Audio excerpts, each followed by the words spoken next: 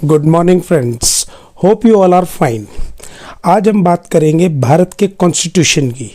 आपको ये बता दूं, भारत का कॉन्स्टिट्यूशन, हिंदुस्तान का संविधान, वर्ल्ड में सबसे बड़ा संविधान है। आपको ये जानकर, ये सुनकर बहुत खुशी होगी कि भारत का संविधान सबसे बड़ा संविधान है, सबसे ज़्यादा इसमें आर्टिकल्स हैं। अब हम बात करते हैं कि भारत के संविधान से पार्लियामेंट को पावर कैसे आती है, जुडिशरी को पावर कैसे आती है, कानून कैसे बनता है, उसको एग्जीक्यूटिव कैसे कंट्रोल करती है और जुडिशरी उसको कैसे कंक्लूड करती है। बहुत अच्छी तरह से मेरी इस वीडियो को समझ लें, आपको बहुत फ़ायदा होने वाला है। अब आप सुने, जो लॉ मेकिंग बॉडी होती है वो होती है पार्लियामेंट, उसको कहते हैं लेजिस्लेटिव। वो भारत का कानून बनाती है।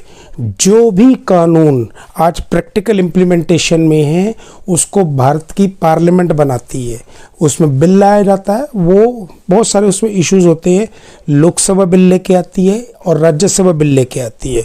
मोटे तौर पर समझ लें कि लॉ मेकिंग जो बॉडी है, कानून बनाने की जो शक्ति, जो क्षमता, जो पावर पार्लियामेंट के पास है, वो किसी और के पास नहीं है। बहुत सारे लोगों को ये गलतफहमी है कि सारे कानून कोर्ट में बनते हैं। इंडियन कोर्ट्स में उसकी पालना होती है। वो कैसे होती है, मैं आप मेरी वीडियो सुने, मैं आपको बताऊंगा।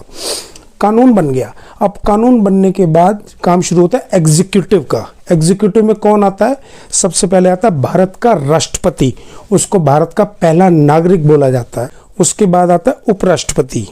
वो भी भारत जो पार्लियामेंट में लॉ बन गया, उसको कंट्रोल कैसे करना है, उसको एग्जीक्यूट कैसे करना है, उसको प्रैक्टिकली इम्प्लीमेंट कैसे करना है, उसकी जो वेरासिटी है, उसकी जो पावर है, उसको कैसे अमल में लाना है, वो उन लोगों का काम होता है। उसके बाद आता है प्रधानमंत्री।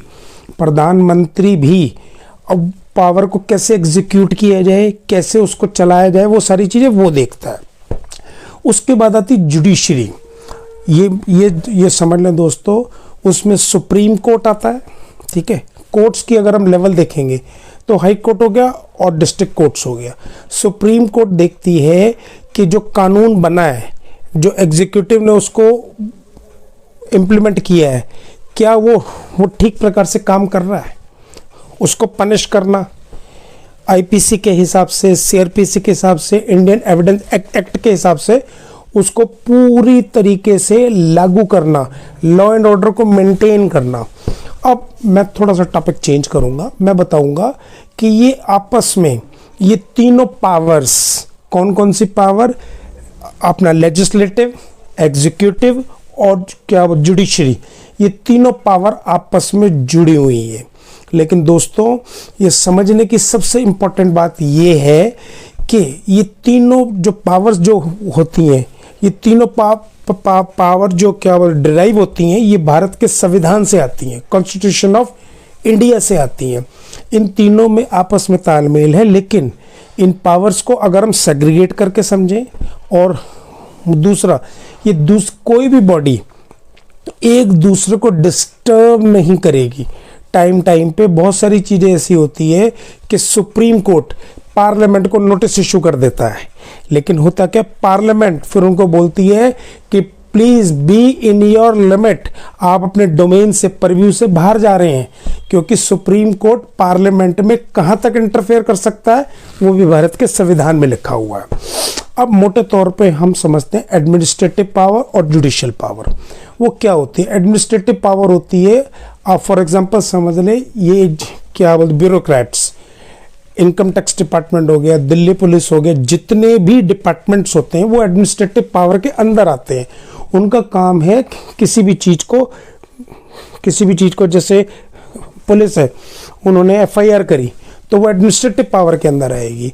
अब जो कोर्ट है, वो एफआईआर ठीक हुई या गलत हुई, या उसमें पनिश करना है, कन्विक्शन करनी है, ये काम होता है कोर्ट का। उसको जुडिशियल पावर्स कहते हैं। अब हम थोड़ा सा डिफरेंट वे में बात करते हैं। हिंदुस्तान का हर नागरिक, आर्टिकल 21, राइट टू लिबर्टी, उसके पास बोलने का right to speech, right to freedom, right to equal rights, वो सारे राइट्स हमारे भारत के संविधान में लिखे हुए हैं। क्योंकि हम लोग बहुत ज़्यादा हिंदुस्तान बहुत ज़्यादा ओवर पॉपुलेटेड कंट्री हो चुकी है। हम अपने राइट्स के बारे में अवेयर होके भी वो डोरमेंट हो जाते हैं, इनफेक्टिव हो जाते हैं। बहुत सारे हमारे राइट्स हैं वो दिए तो हुए भारत के संविधान में, लेकिन वो प्रैक्टिकली इम्प्लीमेंट कैसे करने वो हमें मालूम ही नहीं होता। क्यों? क्योंकि आज की डेट में हम इतने दुखी और इतने परेशान हो चुके हैं कि लोगों को समझ में नहीं आ रहा कि हम अपनी जीविका कैसे पूरी करें। वो अपने संसाधनों को करने में, बच्चों को पढ़ाने लिखाने में इतने व्यस्त हो चुके हैं, और उसका फ़ायदा कहीं ना कहीं जो वाइट कॉलर क्रिमिनल्स होते हैं वो उसका फ़ायदा उठाते हैं। पार्लियामेंट में भी कुछ ऐसे नरबख्शी बैठे हुए हैं जो कानून को अपने हिसाब से अप्लाई करते हैं और कानून का मिसयूज़ करते हैं। कहते हैं law makers are the law breakers. और एक बात और बोलूँगा, wrong doer can not take benefits of its own wrong. वो कानून को बना तो देते हैं। हिंदुस्तान में सबसे बड़ी दोस्तों ट्रेजेडी ये है कि कानून गरीबों के लिए तो कानून है और अमीरों के लिए वो प्रिविलेज है। अमीर उसको मिसयूज़ करता है, मैनिपुलेट करता है, अपने पर कोई आँच नहीं आने देता किसी भी सूरत में। बहुत सारे ऐसे पहलू हैं। आप मेरी वीडियो सुनते सुनते ये खुद भी फील कर रहे होंगे कि क्या हिंदुस्तान में आपको न्याय मिला? क्या कोई आपकी बात सुनने वाला है? क्या आज आप थाने में जाते हो, कोई एसएचओ आपकी एफआईआर करता है? नहीं। आज की डेट में कोई भी एफआईआर करने के लिए या तो पैसा चाहिए या अप्रोच चाहिए। पैसा हो भी तो मैं क्यों लगाऊं? अगर मुझे समझ है, भारत के संविधान की समझ है, सीआरपीसी की समझ है, आईपीसी की समझ है, तो मुझे कहीं भी जाने की ज़रूरत नहीं है। मैं सिंपल कंप्लेंट देके अपनी एफआईआर में कन्वर्ट कर सकता हूँ। लेकिन ऐसा दोस्तों हो नहीं पाता। क्यों? क्योंकि कमर्शलाइज हो चुका है सब कुछ। आज कोई ऑर्डिनरी पर्सन, ऑर्डिनरी मैन थाने में जाके एफआईआर नहीं करा सकता, और कोई बड़ा, कोई एमपी, कोई एमएलए जो धनवान व्यक्ति होता वो एक फ़ोन पे उसके काम हो जाते हैं। ऐसा क्यों? ये मेरी वीडियो बनाने के पीछे माध्यम यही है, लोकल अवेयरनेस, लोगों को समझ में आए कि हमारी पावर क्या है, हमारे कानून क्या है, किस तरह से हम अपनी पावर को यूज़ कर सकते हैं। दोस्तों मेरी एक बात सुन लो और समझ लो, पार्लियामेंट में जितने भी लोग हैं वो पब्लिक सर्वेंट की डेफिनेशन में आते हैं। पुलिस में जितने भी लोग हैं वो पब्लिक सर्वेंट की डेफिनेशन में आते हैं। जितने भी कोर्ट हैं, जितने भी जुडिशियल ऑफिसर्स होते हैं, चाहे वो सुप्रीम कोर्ट के जजेस हो। दोस्तों मैं आपको बहुत इंपॉर्टेंट जानकारी देने जा रहा हूँ, बड़े ध्यान से सुनिएगा। पार्लियामेंट में जो एमपीज होते हैं they are salaried person. MLA होते हैं दे आर सैलरीड पर्सन। जो काउंसलर होते हैं दे आर सैलरीड पर्सन। जब किसी को गवर्नमेंट के फंड से सैलरी मिलती है इट मीन्स वो पब्लिक सर्वेंट है। और इस डेफिनेशन में ही उसकी प्रोफाइल, उसका पोर्टफोलियो, उसका बायोडाटा आ जाता है। पब्लिक सर्वेंट, लोगों का नौकर।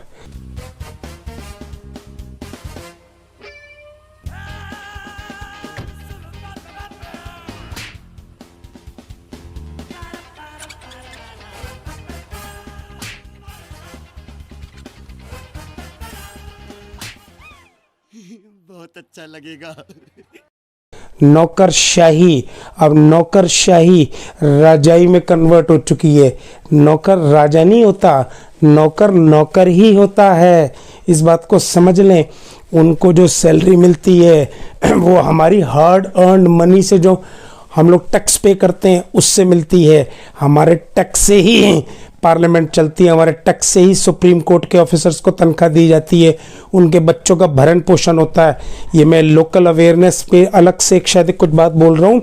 आप जो टैक्स पे करते हैं उसी से उनकी रोजी रोटी आती है, और वो रोजी रोटी आती है, जो पावर आती है वो पावर को हमारे अगेंस्ट यूज़ करेंगे। कैसे यूज़ करेंगे मैं देखूंगा, मैं बताऊंगा।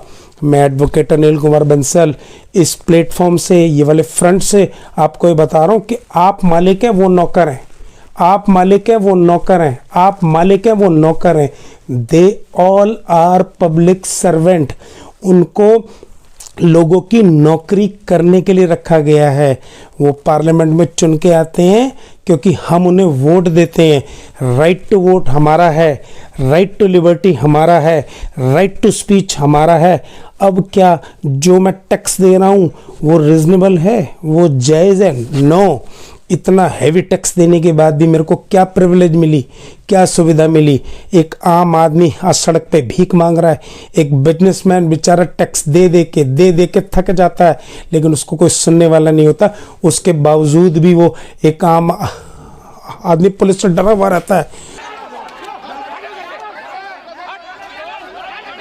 दोस्तों, आपको किसी से नहीं डरना।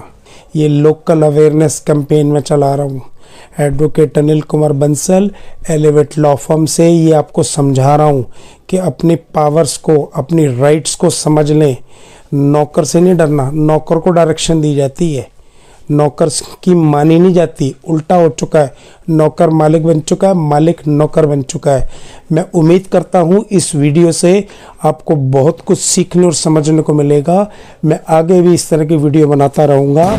बहुत बहुत धन्यवाद। Thank you very much. Stay blessed.